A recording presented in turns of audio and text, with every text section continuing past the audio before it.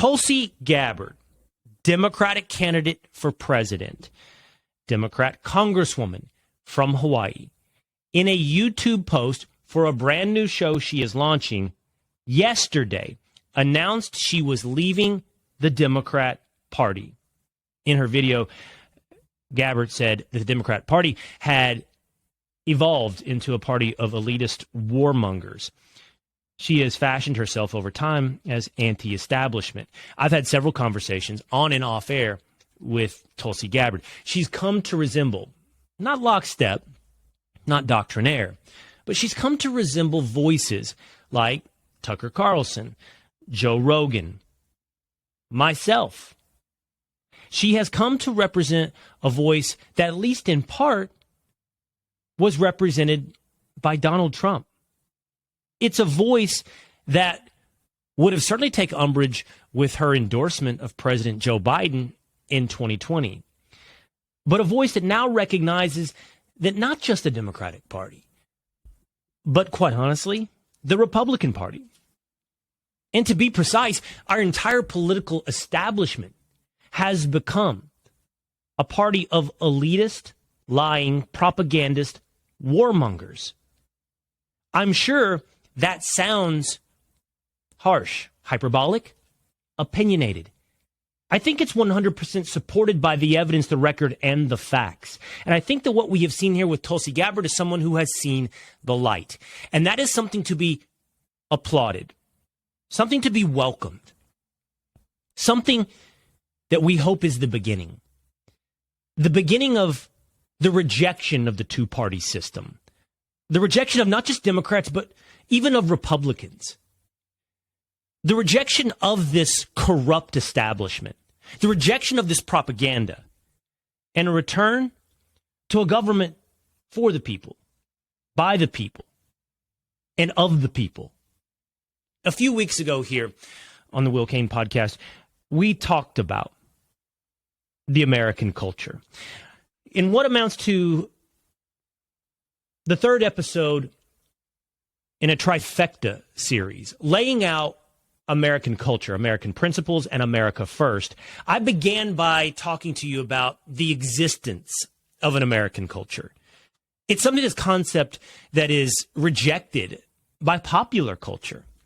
You probably poll the average American college student and ask them whether or not there was an American culture. They would laugh and scoff and wave their hand. No, it's not an American culture. We're multicultural. We're constantly evolving. We're constantly changing. And that can all be true. But it's also not just a rejection, but a sense of revulsion towards, as we described it, any type of base to the soup. If America is a melting pot and new ingredients are constantly added, it's a rejection of the idea that there was ever a base, a culture that created, for example, the most prosperous and wealthy and freest society on the history of the planet. It's also the only one that has really successfully endeavored to leave the planet and place a man on the moon. So it has its evidence and has its fruits, the existence of an American culture. In a second episode with you, I set out to, in my estimation, define for you that American culture. I laid out 5 principles of American culture. They included, 1, individualism, an embrace of eternal concepts debated over thousands of years, from Socrates through the Magna Carta, enshrined in the American Constitution, that understands that the base political unit is a man, an individual who is imbued with rights.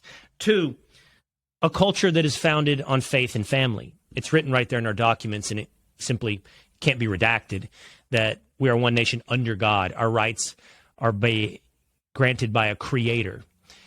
Everything about American culture from the beginning was about family foundations and family formation. Outside of the individual, this was the unit that we created and passed on, the American culture, faith and family.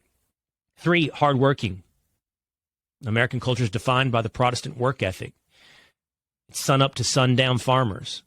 It's Jocko Willink setting his alarm at 4 a.m. It's working so that your family can have a better future. It's not exclusive to the United States of America, but it's inherent in the United States of America.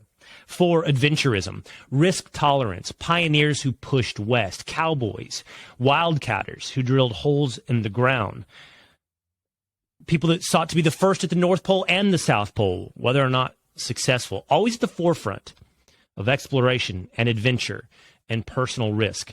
It's part of America. It's part of who we are. It's embodied not just in pioneers, but in entrepreneurs. And that brings us to number 5, optimism. America has been defined from the beginning as a place where people look for a better tomorrow. And you can't look for a better tomorrow if you don't believe in a better tomorrow. Everything about the American culture is grounded in the idea that you can, not that you can't, but that you should, not that you shouldn't. You're not held back by your race or your class or your economic conditions or your family heritage, but you can be the one that builds a billion-dollar company. You can be the one that starts a homestead. You can be the one that passes on a better life to your grandchildren. America is inherently optimistic. Those 5 characteristics I laid out for you as my definition of American culture. Today, in the context of talking about Tulsi Gabbard leaving the Democrat Party, I wanted to bring that forward and describe for you a political policy, a perspective then, on how we push forward that American culture into a platform that is of the people, by the people, and for the people. A policy that is America first. You see, when Tulsi Gabbard says she thinks the Democratic Party has become a cabal of elite warmongers, establishment that don't just look down their nose at the average and common American, but to seek to control the minds of the average and common American through propaganda and through lies and through revulsion.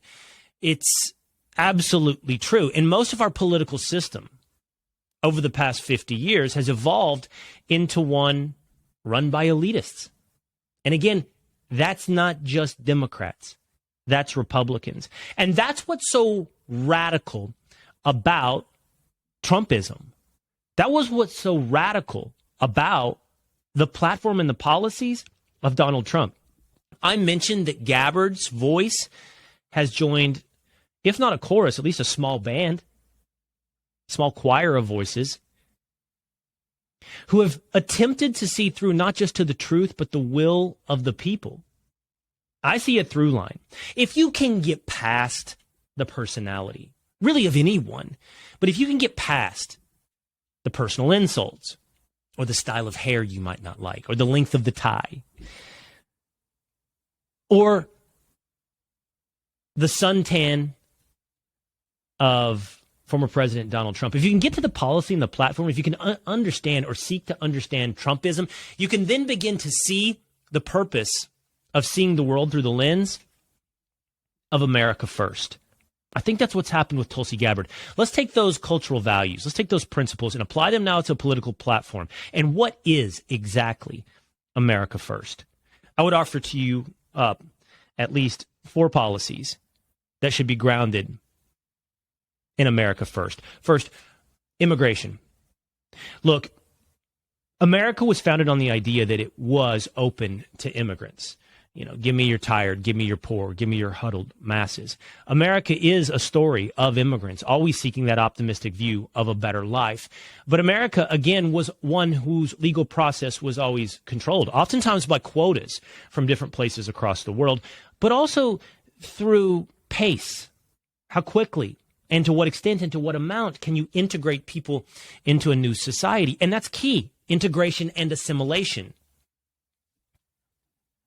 Attaching yourself, forming, melting in to the existing culture. Imagine the metaphor. Imagine if give me your tired, give me your poor, give me your huddled masses was simply an open invitation, open borders. Legal or illegal. All we are is empathetic. All we are is compassion. Imagine that on a more comprehensible or manageable level. Imagine a home, say in San Francisco, full of extremely empathetic and compassionate individuals. Perhaps they vote Democrat. And they say, we have a real big homeless problem here in San Francisco. Let's do what we can. We open our hearts. Let's open our doors as well. Let's bring everybody in. Well, in the beginning, you have something to invite them to, right? A working home, electricity, water. Bills are manageable with a certain number of people living under one roof. There's probably a culture in the house as well. When and when do not we watch television? What do we eat and what do we not eat?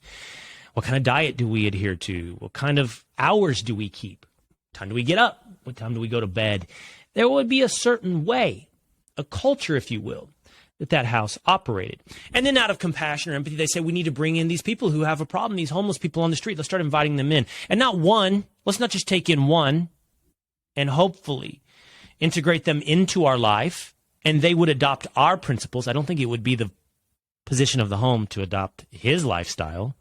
There's a way he became homeless. So we'll bring him in. We'll be compassionate and we'll bring him along. But instead of bringing along one, they bring in 2, 3, 4, 10. Open doors, baby. Come on. Give me your tired. Give me your weak. Give me your huddled masses. Nothing but empathy. Nothing but compassion. What would happen to the house? Well, the water bill would go through the roof, presumably, assuming some personal hygiene habits could be rehabilitated. The water bill would go through the roof. Certainly the food bill would be out of control. I would have to assume that these homeless individuals don't automatically have a productive job and income to contribute to the overhead. So the food bill is going to be out of control with the same amount of revenue coming in. You got a problem. And I'm going to doubt that all of those people you welcome to the house have the same lifestyles and habits. Is anybody a drug user? Anybody smoke cigarettes? Did you smoke cigarettes in the house before? Is secondhand smoke of concern? What about staying up all night? What about playing loud music? All of a sudden, before you know it, the culture inside the house is the same as the culture outside the house. There's no difference between the warmth, the comfort, the hearth of the home and the corner of the street. There's none. Your empathy and compassion were, well, quite honestly, worthless because all it did was suck more people, the existing members of the household, into the same living standards and conditions of those outside the house. You just added, in essence, to the homeless population. So goes for immigration. You can't just have a policy of anybody that wants can come in because you end up reflecting what was left behind. You're not left with the magnet that drew that optimism, that hope for a better life, that risk-taking, that adventuresome, that entrepreneurial spirit to create a better life. You just made this place look like the place that was abandoned.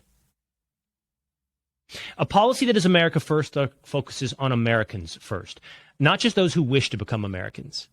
It's still a policy. It's still a country. It's not an absolute. It's not a zero immigration policy. That's the trick. That's the propaganda. It's not simply xenophobic. It's simply placing the wishes and desires and the lives of those who live in America, who are Americans, over those who seek to be Americans. It's America first. And we ask ourselves every step of the way, is our border secure? Is illegal immigration a problem? Should there be quotas on legal immigration? All of those questions and all those debates answered with first answering, does it serve Americans' interest first? Second, trade. For far too long, the Republican Party, for example, adopted a libertarian approach to free trade. A rising tide lifts all boats. No tariffs, even when the other side imposes their own asymmetrical tariffs. I give you China. Far too long, we've integrated our economy with a trade partner who doesn't see this as a rising tide lifts all boats, but rather sees it as a zero-sum game. Our trade is a weapon in their war, their cultural war against the United States of America. And while it might have served Americans' interest in getting cheaper plastic electronic goods from China, it doesn't solve Americans' interest in providing purposeful, meaningful, job-filled lives. Trade, whether or not it be with China or whether or not it be oil and gas with the Middle East versus being energy independent, should be answered with the question of first, whether or not it serves American interest. Third, war. How many times have we gone to war over the last half century without answering that question? In all seriousness, answer that. How many wars have we conducted without first answering whether or not it serves America? Every step of the way. Why do you stay in Afghanistan for 20 years? Does it serve the American interest? Why do we go to war in Iraq at all? Does it serve American interest? What are we doing right now in Ukraine? Does it serve American interest? The fascinating thing about that question is no one tries to answer. In fact, asking the question itself is now evidence you're a Putin apologist, a tool of Russia. Asking what is in American interest is somehow now not in America's interest. It's unpatriotic to worry about Americans. This is the light that Tulsi Gabbard has seen. Fascinating exchange on Twitter where Tulsi Gabbard announced that she was leaving the Democratic Party. In response to that, Bill Kristol, noted neocon, used to run the Weekly Standard, quoted Tulsi Gabbard and said, regarding Tulsi Gabbard, makes sense. If you're pro-Assad and pro-Putin, you join today's Republican Party. Comfortably Smug, which is a great account on Twitter, said, the veteran you're smearing actually served in one of many wars you advocated for from your couch in your living room. Bill Kristol's so comfortable illustrating his patriotism on the back of your blood. He's so comfortable lecturing someone who served in the theater of war about whether or not they're patriotic to America. What a level of absurdity. War, I still think, I have the antiquated notion that war should still be something that is democratically decided by the American people. Not never-ending, authorizations of force. Not expeditions. But rather the way the founders intended. That if we send Americans off to fight and sacrifice their life, then the American people should have a say and a voice in that choice. There's nothing more fundamental to an American governmental policy than asking whether or not a war would serve America first. That's what's been seen now, I believe, by Tulsi Gabbard. And finally, fourth, how about climate and energy? There's nothing less America first than the Democratic Party's approach to climate change. They are happy to sacrifice America's self-interest at the altar of, control over the globe's thermostat, or control over our minds and our lives. I want to share with you some fascinating stats that a friend of mine sent along earlier this week. Let's talk about energy for just one moment. Here are your top countries in the world on energy production, on various categories that produce energy. First of all, let's start with oil and gas. It's the most important. Here's your top oil and gas, or oil producing. Let's limit it to oil, then we'll go to gas. First, oil production countries in the world. Number one, Venezuela. 303 billion barrels annually for Venezuela. Second, Saudi Arabia. Third, Canada. Fourth, Iran. Fifth, Iraq. Sixth, Russia. The United States of America comes in ninth. Top 10, though, oil-producing country in the world. Now let's go to gas. Number one, Russia. Number two, Iran. Number three, Qatar. Number four, Turkmenistan. And number five, USA. That's oil. There's gas. How about coal? USA 1, Russia 2. How about rare earth materials? Important in today's computer age. 1, China. 2, Vietnam. 3, Brazil and Russia tied. 4, India. USA comes in at 6. How about metal? Metal and ore reserves, iron ore, potash, platinum, gold. South Africa 1, Russia 2, Australia 3, Canada 4, Brazil 5, USA comes in at number 8. If you take overall energy producing sectors, right? This is what your rankings look like. 1, Russia. 2, USA. 3, Saudi Arabia. 4, Canada. 5, Iran.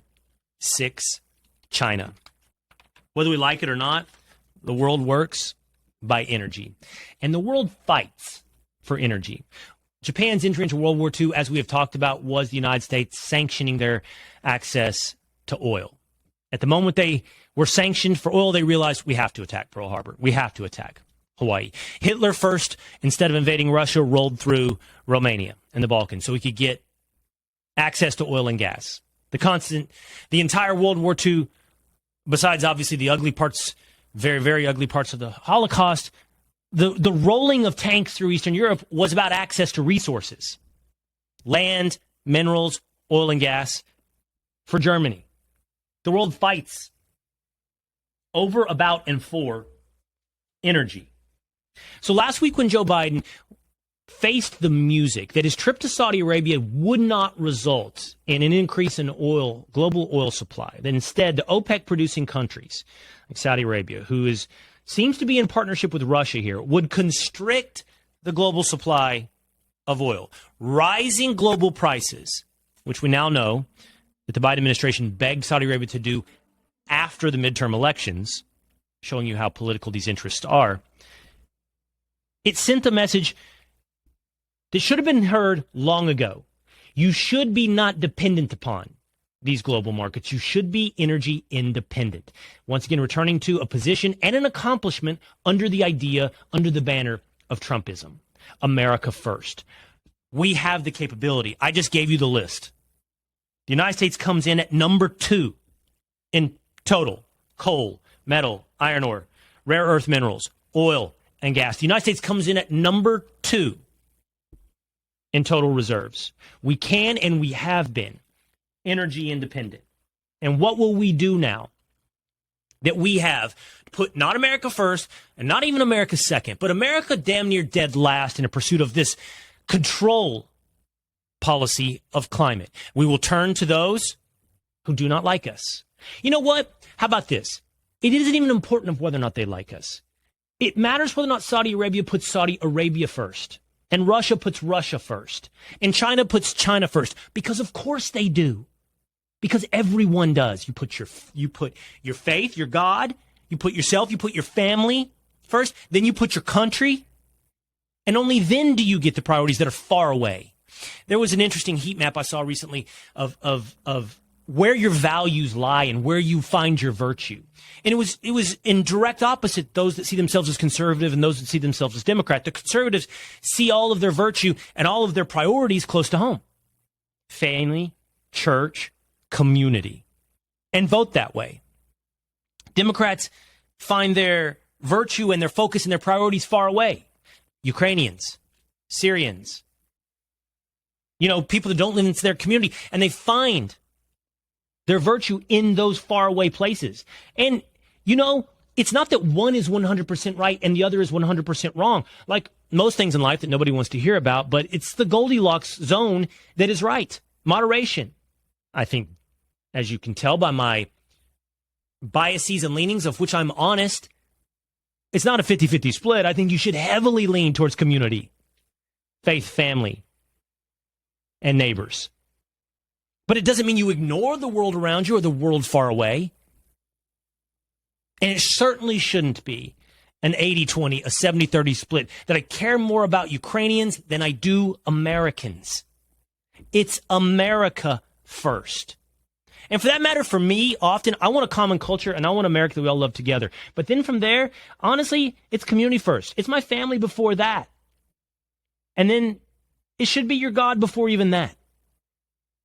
It's a matter of priorities. And when we're talking about national politics, federal elections, presidencies, platforms for a party, why shouldn't it be America first? I have laid out for you why I think it should be America first, our values. I would love to hear the argument about why it shouldn't be America first. For once, I would like to hear it laid out. No name calling, no Putin apologist, no ad hominem, you're a racist and transphobe, no silence and censorship, no propaganda and paid attacks on my mind, but a true persuasive argument. Why shouldn't we be America first? Bravo to Tulsi Gabbard for leaving the Democratic Party. Let's be clear, it doesn't mean.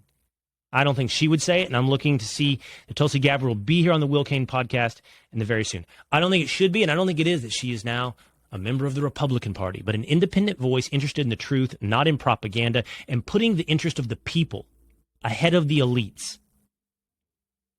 There are those that say she's opportunistic.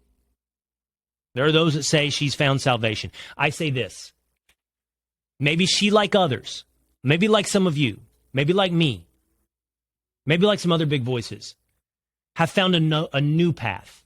We won't be trapped by a two-party system run by elites, by the establishment, but a new path that places first the needs, desires, and the lives of Americans.